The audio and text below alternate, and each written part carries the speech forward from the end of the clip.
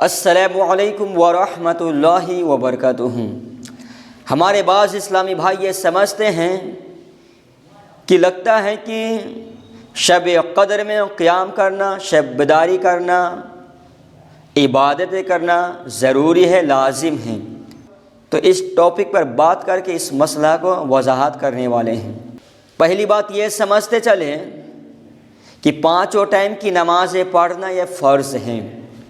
ہر مسلمان عاقل و بالغ مرد و عورت سب پر پانچوں ٹائم کی نمازیں پڑھنا فرض ہے، ضروری ہے، لازم ہے۔ لیکن یاد رکھیے کہ شب قدر میں قیام کرنا، شب بیداری کرنا اور نفل نمازیں پڑھنا اگرچہ فرض نہیں ہیں، لیکن اس رات کی بے شمار فضیلتیں ہیں، اس کی عظیم عظمتیں ہیں، اس کی بے شمار برکتیں ہیں۔ اس لیے اس رات میں عبادت ترک نہیں کرنا چاہیے، اس رات میں عبادت نہیں چھوڑنا چاہیے۔ اس رات میں جتنا زیادہ ہو سکے خوب عبادت کیجیے۔ عبادت کے ذریعے سے، قرآن پاک کی تلاوت کے ذریعے سے، تسبیح اور تحلیل کے ذریعے سے، درود شریف کے ذریعے سے اپنے رب کو راضی کریے، اپنے رب کو خوش کیجیے، جس کی شان میں اللہ تبارک و تعالیٰ نے ایک سورہ مبارکہ نازل کر دی۔ اس سورہ میں سے ایک آیت یہ ہے، لیلۃ القدر خیر من الف شہر۔ لیلۃ القدر یعنی شب قدر 1000 مہینوں سے بہتر ہیں۔ اس رات میں عبادت کرنے سے بہت زیادہ نیکیاں ملتی ہیں، بہت زیادہ ثواب ملتا ہے۔ اللہ کو راضی کرنے کا یہ رات ایک ذریعہ ہے۔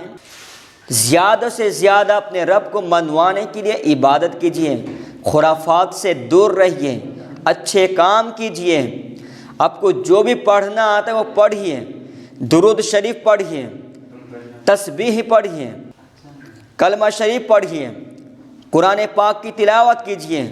مسجد میں داخل ہوتے وقت نفل نیت کر لیجیے، اس لیے کہ جب تک آپ مسجد کے اندر رہیں گے تو نفل نیت کرنے کی وجہ سے آپ کو نیکیاں ملتے رہے گی، ثواب ملتا رہے گا۔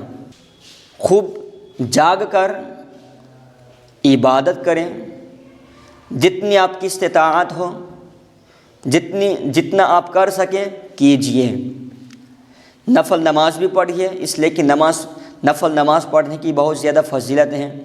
لیکن خاص طور پر یہ یاد رکھیں کہ اگر کسی کے ذمہ فرض نماز باقی ہو تو اس کی ادائیگی کیجئے، تاکہ آپ کی ذمہ سے وہ فرض اٹھ جائیں اور آپ کی طرف سے اس فرض کی ادائیگی ہو جائیں۔ چونکہ ہمارے سامنے 2 راتیں ہیں، 3 راتیں گزر گئیں، ایک ہے 27ویں رات، ایک ہے 29ویں رات۔ تو 27ویں رات کو اور 29ویں رات کو ضرور جاگ کر، بیدار ہو کر اللہ کی عبادت کیجیے، اپنے رب کو منوائیں۔ اس لیے کہ اگر یہ رات بھی اگر ہم سے چھوٹ جائیں گی، ہو سکتا ہے کہ ہم میں کتنے ایسے ہیں جن کو اگلے سال یہ رات نہ ملے، نیکسٹ سال جن کو یہ رات نہ ملے۔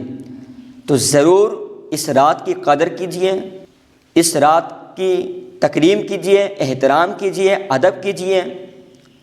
جب تک بیدار رہیں تو عبادت کیجیے، ادھر ادھر کی باتیں نہ کیجیے، خرافات نہ کیجیے، چغلی اور غیبت سے پرہیز کیجیے، اچھے کام میں اپنی رات کو گزاریے۔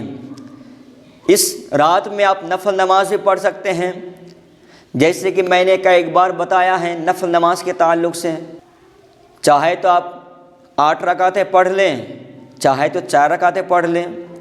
اس رات میں نفل نماز پڑھنے کی بھی بہت زیادہ برکتیں ہیں کہ جو اس رات میں 4 رکعت نفل نماز پڑھیں، اس طرح پڑھیں کہ ہر رکعت میں سورہ فاتحہ 1 بار اور سورہ قدر 1 مرتبہ اور سورہ اخلاص 27 مرتبہ پڑھیں، تو اس نماز کا پڑھنے والا گناہوں سے صاف ستھرا ہو جاتا ہے اور اس طرح صاف ستھرا ہو جاتا ہے گویا کہ ابھی پیدا ہوا ہے۔